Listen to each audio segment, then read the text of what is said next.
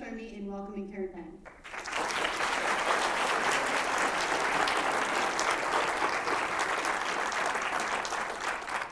Good evening. I have many people tonight to thank for making this event possible. Thank you to Marion Luntz, my friends on the Museum Film Committee, for inviting me to program this film screening, and from whom I've learned so much over the years. I should also thank Sarah Baker, who was wonderful in helping with publicity for this event.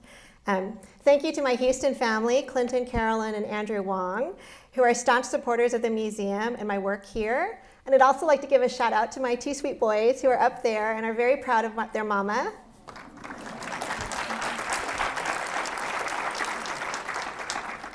And my thanks to you for joining me tonight. Now, I know some of you are here because I guilted you into it, but there are two reasons why tonight's film is worth seeing. First, Hong Kong film has long been known as one of the world's most successful cinemas outside of Hollywood. And although you may associate Hong Kong film with Bruce Lee and Jackie Chan, we have an image coming up here in a second. That's what you think of when you think of Hong Kong film, right? The star of tonight's film, Michael Hui, is a comedian whose movies outgrossed Bruce Lee in the local box office and is such a big international star that he was even distributed in Europe. So here you can actually see a Spanish poster of one of Michael Hui's films, not the film that we'll see tonight, but the first film that was distributed. It was the first international crossover. As you can see, this was distributed, this was in Spanish in Spain. And I actually, over the years, I've collected posters for him. I have French, German, I think I have one from the former Yugoslavia. So it's a sign of how successful he was. And just to backtrack a little bit, this is him performing stand-up. He's in his 70s now, and he still does stand-up. It's amazing. And as just a sign of how all Hong Kong artists have to deal with the legacy of Bruce Lee and Jackie Chan, Michael Hui actually went to the famed Golden Harvest film studios with the two of them all at the same time. He was often double billed with Bruce Lee, and you can see him here doing an homage and parody to Bruce Lee in a kitchen fight scene using sausages as nunchucks. So back to why we should watch Hong Kong film. My second personal interest in Hong Kong cinema has to do with surveillance, a topic that is often in the news nowadays and an issue on which Hong Kong has much to teach us. So why do I think Hong Kong film is related to surveillance?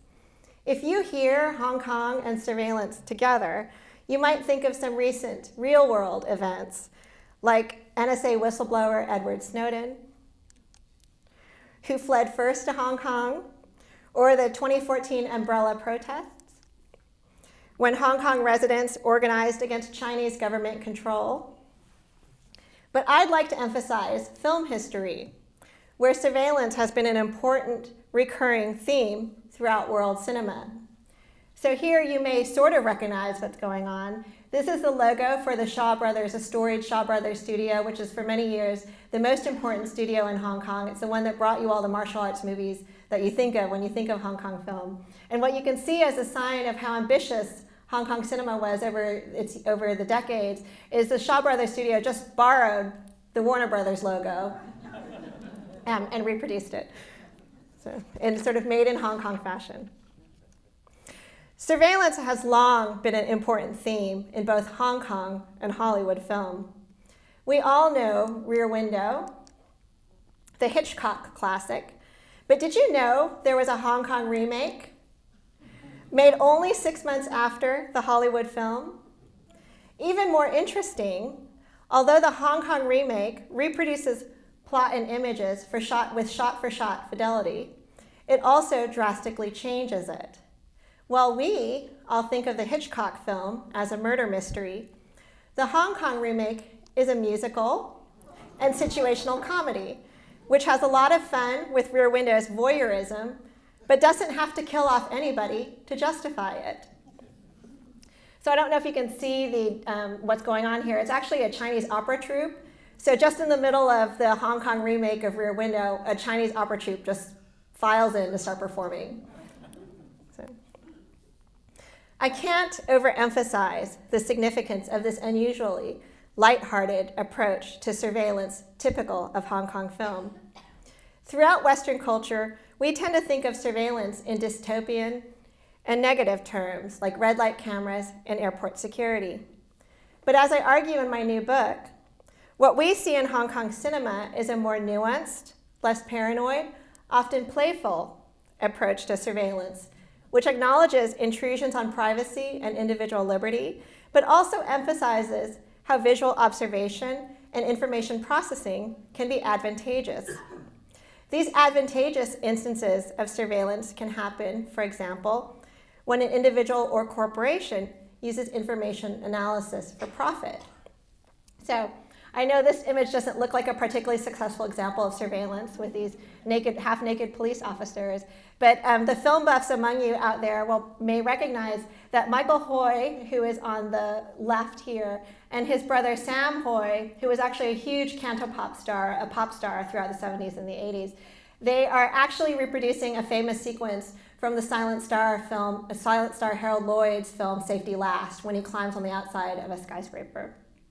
So another sign of how Hong Kong cinema is always engaged with Hollywood and very self-aware in their references. Michael Hoy's film, Chicken and Duck Talk, the film we are about to watch tonight, is all about this duality in surveillance. If you know Tampopo, the hilarious ramen western that appeared a few years before this film, you'll recognize one inspiration for this movie.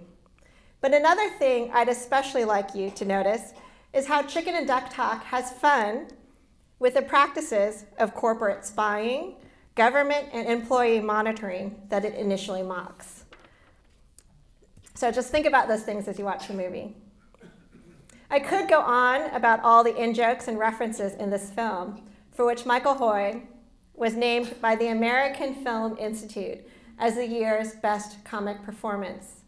It's rare for comedians to become such international crossover stars. After all, unlike Bruce Lee and Jackie Chan, who are action stars, Michael Hui's genre of comedy is usually language and culture dependent. But one reason, I think, that Michael Hui was able to transcend these limitations is that his movies take up issues relevant throughout the world. Surveillance, I argue, is central to the star's comedy. And in learning more about Hong Kong film and one of its most beloved stars, we might also learn to diffuse fear with laughter. Thank you, and I hope you enjoy the film.